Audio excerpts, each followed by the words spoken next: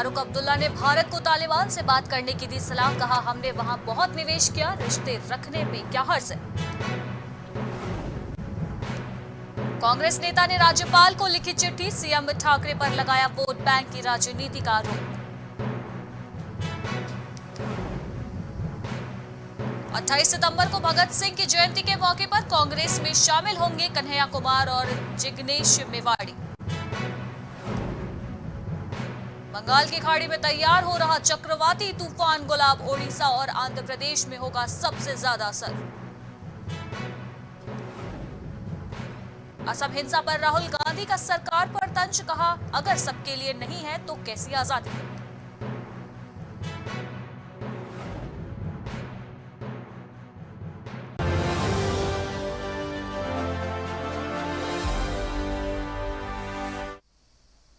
नमस्कार, उत्तर प्रदेश की खबरों में आपका स्वागत है। मैं हूं आपके साथ अनुष्का सिंह। पैरालंपिक गेम्स में देश का नाम रोशन करने वाले और गोल्ड मेडल जीतने वाले मनीष नरवाल का फरीदाबाद के सेक्टर 89 में जोरदार स्वागत किया गया। इस मौके पर बतौर मुख्य अतिथि हरियाणा के कैबिनेट मंत्री मूलचंद शर्मा और फरीदाबाद के जिला उपायुक्त जितेंद्र यादव मौजूद रहे। आज का ये कार्यक्रम कुंदन एजुकेशन ग्रुप की तरफ से आयोजित किया गया। कार्यक्रम में पहुंचे हरियाणा के कैबिनेट मंत्री मूलचंद शर्मा और फरीदाबाद के जिला उपायुक्त जितेंद्र यादव का स्कूल के चेयरमैन भारत भूषण शर्मा ने बुके देकर स्वागत किया। कार्यक्रम का शुभारंभ अतिथियों ने दीप शिखा प्रज्वलित करके किया। मंत्री मूलचंद शर्मा ने कार्यक्रम को संबोधित करते हुए मनीष नरवाल के प्रयासों को न केवल सराहा बल्कि कुंदन स्कूल के आयोजकों को की भी उन्होंने बधाई दी।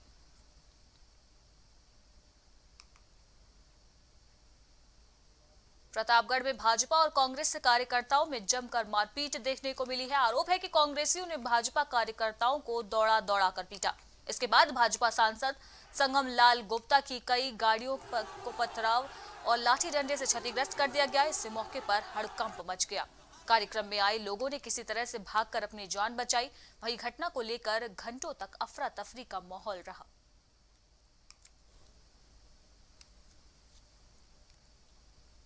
वहीं फरीदाबाद के गांव बुआपुर की रहने वाली सौम्या आनंद ने यूपीएससी एग्जाम में 492 रैंक हासिल कर अपने गांव के साथ साथ पूरे फरीदाबाद का नाम देश में रोशन कर दिया है। वहीं सौम्या के निवास पर बधाई देने वालों का इस वक्त तांता लगा हुआ है। जहां एक और यूपीएससी के एग्जाम में पूरे हरियाणा ने अपना परचम लहराया, वहीं सौम्या की इस मेहनत से उसके परिवार वाले काफी ज्यादा खुश है। कड़ी मेहनत करके सौम्या ने इस मुकाम को हासिल किया है और अपने परिवार का पूरे देश में नाम रोशन किया है। वहीं अब सौम्या आईएएस अधिकारी बन देश की सेवा करना चाहती है। काफ़ी खुशी हो रही है। एक तो काफ़ी रिलैक्सिंग और रिलीफ फील हो रहा है, लेकिन सबसे ज़्यादा अच्छा लग रहा है कि सब लोग के चेहरे पे इतनी खुशी है और इस खुशी का कारण मैं हूँ, तो इसको देख के काफ़ी ज़्यादा प्रसन्न हूँ। पढ़ाई का मेरा बेसिकली ये होता था कि डेली शेड्यूल होता था कि आज का क्या टारगेट है, उस टारगेट को पूरा करना होता था।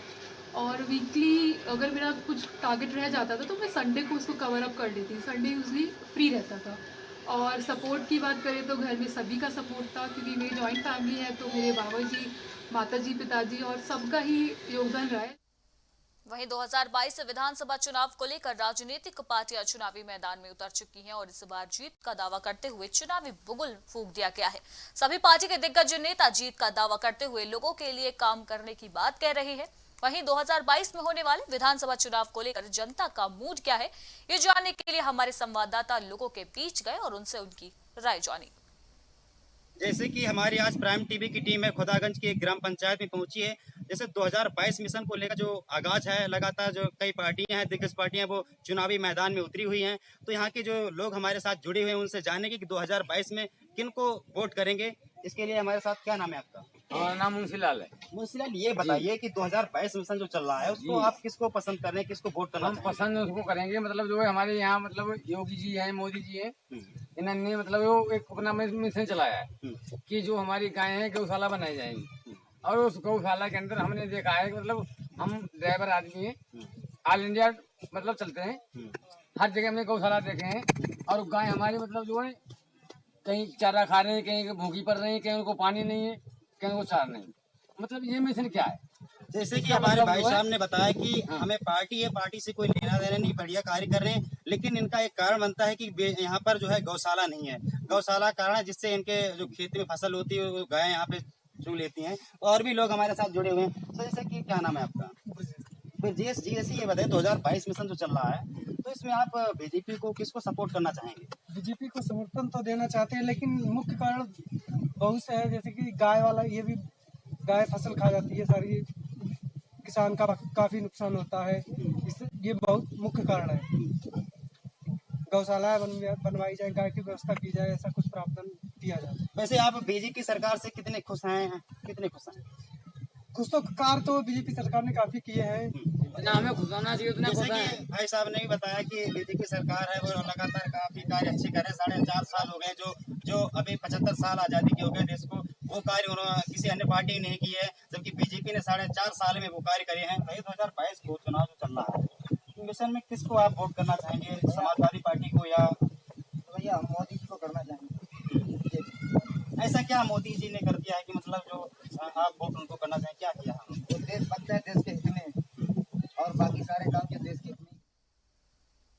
वही खबर सहारनपुर से है, जहां गुज्जर समाज के लोगों ने जिलाधिकारी को ज्ञापन सौंपा। दरअसल मामला कुछ इस तरह से है कि सम्राट मिहिर भोज की प्रतिमा का अनावरण करने के दौरान मिहिर भोज के आगे से गुज्जर हटाने की मांग उठी। इसी मांग पर कुछ लोगों ने आहत होकर खूब रोष जताया। सम्राट मिहिर भोज को लेकर लगातार राजपूत समाज और गुज्जर समाज आमने सामने आते हैं। कभी गुज्जर समाज की ओर से प्रदूषण कर सम्राट मिहिर भोज को गुज्जर सम्राट मिहिर भोज बताया जाता है, तो कभी राजपूत समाज की ओर से प्रदर्शन कर मिहिर भोज को राजपूत समाज का बताया जाता है। एक बार फिर से गुज्जर समाज के लोगों ने जिलाधिकारी कार्यालय पहुंचकर प्रदर्शन करते हुए जिलाधिकारी को ज्ञापन सौंपा, जिसमें गुज्जर समाज के लोगों का कहना है कि कुछ दिनों पहले उत्तर प्रदेश के मुख्यमंत्री ने दादरी में सम्राट मिहिर भोज की प्रतिमा का अनावरण किया था, लेकिन अनावरण से पहले ही सम्राट मिहिर भोज के आगे से गुज्जर शब्द हटा दिया गया। इसको लेकर गुज्जर समाज में काफी रोष है। जिस मकसद से आज हमने ये दिया है ज्ञापन, इस वजह से दिया है कि अभी दादरी में, नोएडा में माननीय मुख्यमंत्री जी द्वारा गुज्जर सम्राट मिहिर भोज की प्रतिमा का अनावरण किया गया था, लेकिन उसमें एक बहुत बड़ी एंड टाइम पे आके उसके नाम के आगे से गुज्जर हटा दिया गया, जिससे गुज्जर समाज में भारी रोष है और गुज्जर समाज एक हो गया है। और जो लोग ये कहते हैं कि मिहिर भोज हमारा है, वो हमारे सामने साक्ष्य प्रस्तुत कर दे। अगर हमारे सामने ना कर पाए, कोर्ट में प्रस्तुत कर दे। अगर कोर्ट उनको ये कह दे कि हाँ मिहिर भोज तुम्हारा था। धर्मांतरण मामले में गिरफ्तार किए गए मौलाना कलीम सिद्दीकी की रिहाई की मांग को लेकर कुछ लोगों ने अब प्रदर्शन करना शुरू कर दिया है। सहारनपुर में भी AIMIM के कार्यकर्ताओं ने कलेक्ट्रेट में प्रदर्शन करते हुए राज्यपाल के नाम जिलाधिकारी को ज्ञापन सौंपा। ज्ञापन के जरिए कार्यकर्ताओं ने आरोप लगाया कि राजनीतिक दबाव के चलते ATS ने मौलाना कलीम को धर्मांतरण के मामले में गिरफ्तार किया है, जबकि उनका इससे कोई भी लेना देना नहीं है। उन्होंने कहा कि मौलाना कलीम सिद्दीकी एक जाने माने मुस्लिम धर्मगुरु हैं। इसी के साथ कार्यकर्ताओं ने अपील की कि जिन लोगों ने उन पर आरोप लगाए हैं, उनके खिलाफ भी सख्त कार्रवाई की जाए।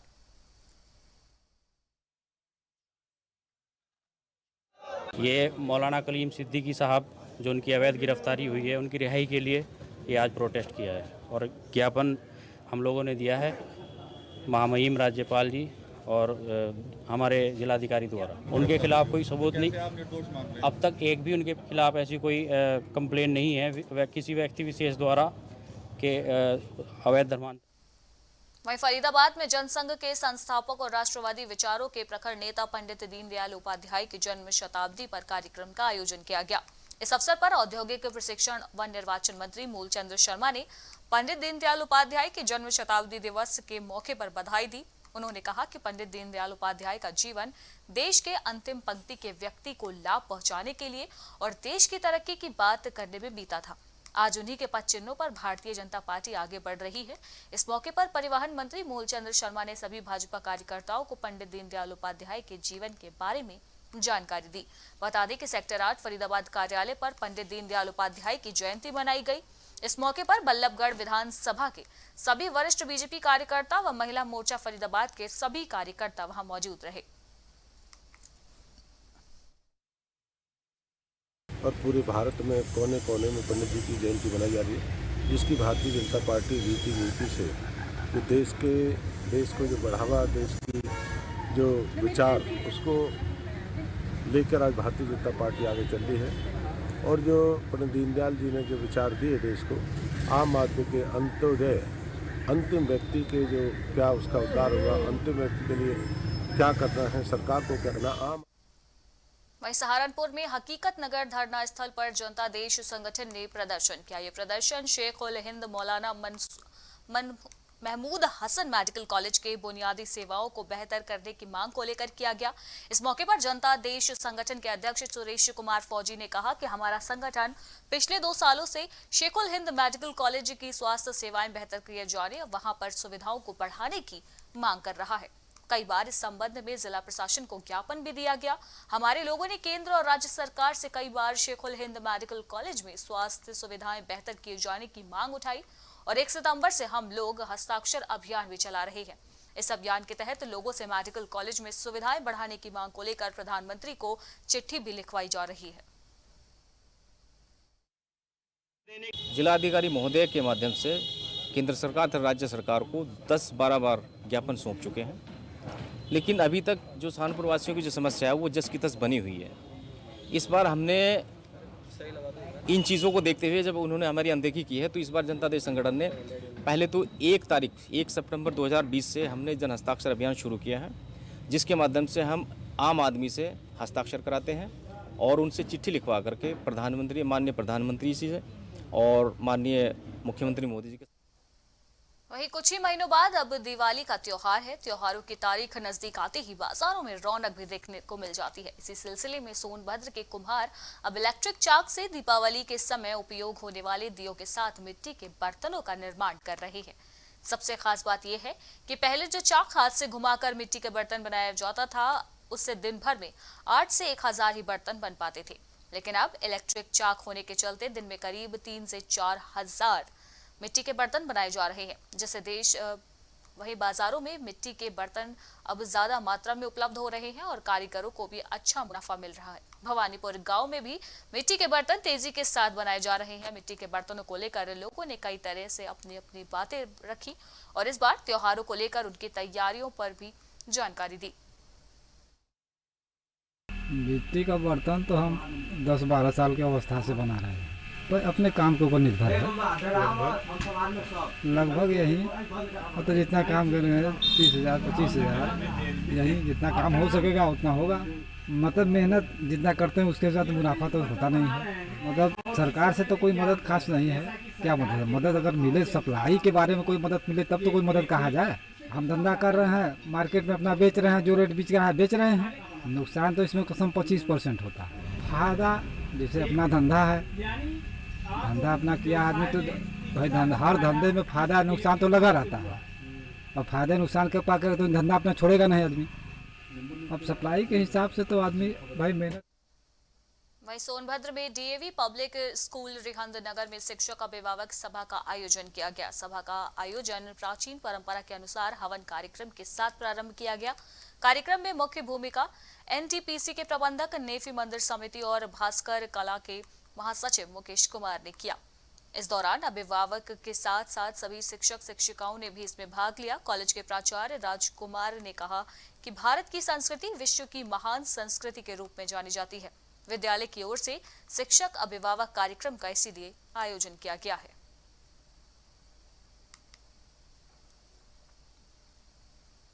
वहीं मुरादाबाद के डिलारी थाना इलाके की रहने वाली महिला ने अपने ससुराल जनों पर जहर देने का गंभीर आरोप लगाया है। महिला की तबीयत बिगड़ने पर तुरंत ही महिला को उपचार के लिए जिला अस्पताल में भर्ती कराया गया, जहां डॉक्टरों ने महिला का इलाज किया। वहीं महिला ने जहर देने का आरोप अपने ससुरालियों पर लगाते हुए पुलिस से इंसाफ की गुहार लगाई है। पीड़ित ने जानकारी देते हुए बताया कि ससुराल वाले उनके घर पर कब्जा करना चाहते थे और उसे काफी ज्यादा प्रताड़ित भी किया जा रहा था। बहरहाल इस समय पुलिस की मदद से गुहार लगाई है पीड़िता ने। वहीं साथ ही ससुराल वालों पर कड़ी कार्रवाई की भी मांग की जा रही है। गुल्लड़िया माफी। क्या हुआ है नगमा आपको? जहर दिया भाभी ने। किसने? भाभी ने। क्या नाम है उनका? गुलफ्सा। किस? अपना आप रहना शाम है, इसके में कि न मार दो दोनों को। घर के अंदर? हाँ। इससे पहले भी कोई वारदात आपके साथ हुई, कोई घटना हुई है? ना सर, पहला ना हुआ। ये पहली बार ऐसा हुआ है? हाँ। विवाद सिर्फ इसी बात का है या और कोई भी विवाद है? ना वैसे कोई बात ना, अब अकेली रहना चाह मैं वो अच्छा, किन किन लोगों को ये पदार्थ दिया गया है? 2 बहन भाई को। वहीं फतेहपुर में 2 दिनों की बारिश के बाद नदी में बने पुल की स्थिति काफी ज्यादा खराब हो चुकी है। नदी के ऊपर बने पुल पे ऊपर से पानी इस वक्त बह रहा है। जान जोखिम में डालकर बह रहे पानी से राहगीर और छात्र गुजरने को मजबूर है। ऐसी स्थिति में किसी बड़े हादसे के होने की आशंका भी है। स्थानीय ग्रामीणों के अनुसार जरा सी बारिश होने के बाद पुल के ऊपर से इसी प्रकार से पानी बहने लगता है। आवागमन बाधित होने से पुल के ऊपर से गुजरने वालों के लिए खतरा भी बराबर बना रहता है। प्राथमिक विद्यालय को प्रथम में पढ़ाते हैं। यहाँ नदी थोड़ा भी बारिश होने पर बहुत चढ़ जाती है और बहुत जान जोखिम में डाल के हमें बाइक पार करानी पड़ती है। निकलते में बहुत दिक्कत होती है। बरसात, थोड़ी भी बरसात में बहुत तरीके। वहीं आजमगढ़ के हरबंशपुर स्थित निजामाबाद मुख्य मार्ग की पुलिया भारी बारिश और जल भराव से धंस गई। घटना की जानकारी होते ही पुलिस प्रशासन ने दोनों तरफ से यातायात को बंद कर दिया। सबसे खास बात यह है कि इसी रास्ते से होकर जिले के DM Rajesh Kumar, SP Sudhir Kumar Singh, CMO Indra Narayan Tiwari और सीडीओ का आवास होता है। स्थानीय लोगों का कहना है कि जिस तरह से 16 सितंबर से जिले में भारी बारिश हुई थी, उसी के कारण जिले के कई इलाकों में पानी अभी तक भरा हुआ है। यही कारण है कि पुलिया के नीचे की मिट्टी जल भराव से धंस गई है, जिसके कारण कई हादसे भी हो चुके हैं। पुलिया टूटने की जानकारी के बाद भी डीएम राजेश कुमार ने ना तो गाड़ी से उतरकर किसी को निर्देश देना मुनासिब समझा और ना ही दूसरे रास्ते आवाज गए। पुलिया जर्जर हो चुकी थी बहुत पहले से और अगले साल से इसमें दरार आ गई थी। और इस बार जो पानी बढ़ा है नदी का, तो नीचे से जो है जिसको पानी मिला है तो भागना चाहिए। 4-5 दिन पहले से पुलिया भाग रहा था। आज सुबह से बहुत काफ़ी हो गया था। वहीं बुलंदशहर के मिल्क प्लांट में कर्मचारी की संदिग्ध परिस्थितियों में मौत हो गई, लेकिन कर्मचारी की मौत पर परिजनों ने हत्या की आशंका जताई है। परिजनों ने घटना की जानकारी तत्काल पुलिस को दी। सूचना पर पहुंची पुलिस ने शव को कब्जे में लेकर पोस्टमार्टम के लिए भेज दिया है। पुलिस का कहना है कि शिकायत के आधार पर फिलहाल मुकदमा दर्ज कर लिया गया है और जल्द ही इस मामले से पर्दा उठा दिया जाएगा। 1 घंटे या सवा घंटे बाद जो है वहाँ से फ़ोन आया किसी का, इसके दोस्त का। उसने बताया कि राजू का जो है कि चोट लग गई है। तो घरवाली हमारे पास गई, कैसे राजू को चोट लग गई है, तो देखो कहाँ पे, कैसे। हम अपना कपड़ा पहने और चल दिए। तो वहाँ पे ये जो है जैसे भी प्लांट में पहुँचे हम लोग जो है, तो ये एक चारपाई पर इन्होंने जो है चादर ओढ़ करके ये लुटा रखा था। समझ गए जी। लुटा रखने के बाद में तो हमने जा कर के देखा तो ये बोले कि ये कुंडी में गिर गया। उन्होंने बताया कि कुंडी में गिर गया। हमने उल्टा ही करा, पानी देखा तो। वहीं बुलंदशहर में पुलिस अधिकारियों के निर्देश पर गाड़ियों का चालान किया जा रहा है, लेकिन जानकारी मिली है कि अधिकारियों के निर्देश की आड़ में गाड़ियों की चेकिंग और चालान को सही तरीके से नहीं किया जा रहा है। इस बात की जानकारी जब एसएसपी को मिली तो उन्होंने फौरन इस मामले में एक्शन लिया। अवैध चालान के मामले में शामिल 2 दरोगा, 6 सिपाहियों को एसएसपी ने लाइन हाजिर कर दिया। जानकारी मिली कि दरोगा और सिपाहियों का वाहन माफियाओं से मिली भगत थी। एसएसपी की इस कार्रवाई से पुलिस महकमे में इस वक्त हड़कंप मचा हुआ है।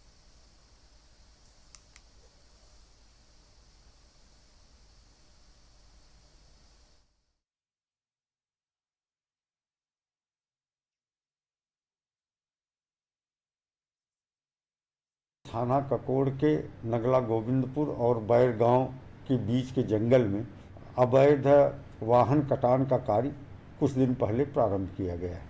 इस अभिसूचना के बाद मेरे द्वारा सीओ सिटी और सीओ सिकंदराबाद को मौके पर भेजा गया। वहां जाने पर पाया गया कि नया कार्य ये वाहनों के अवैध कटान का प्रारंभ हुआ है। इस संबंध में और जानकारी करने पर, जांच करने पर ये बात निकल के आई कि 14 तारीख को हमारी टीम के द्वारा। खबर औरैया से है, जहां अचौलदा थाना क्षेत्र में अज्ञात युवक का शव संदिग्ध परिस्थितियों में बरामद किया गया है। अज्ञात युवक के शव के पास से मृत गौवंशों के शव भी बरामद हुए हैं। शव के इस तरीके से मिलने से इलाके में हड़कंप मच गया। वहीं लोगों की सूचना पर पहुंची पुलिस ने फौरन कार्रवाई शुरू कर दी। पुलिस का कहना है कि जल्द ही पूरे मामले का खुलासा कर दिया जाएगा।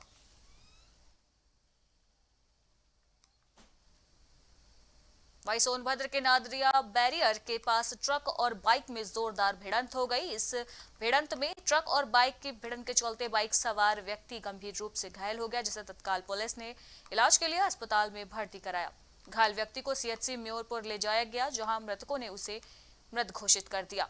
मृतक व्यक्ति की पहचान इंडियन बैंक चक्की के मैनेजर के रूप में की गई है। फिलहाल पुलिस ने शव को कब्जे में लेकर पोस्टमार्टम के लिए भेज दिया है। उसी के आधार पर आगे की कार्रवाई की जाएगी।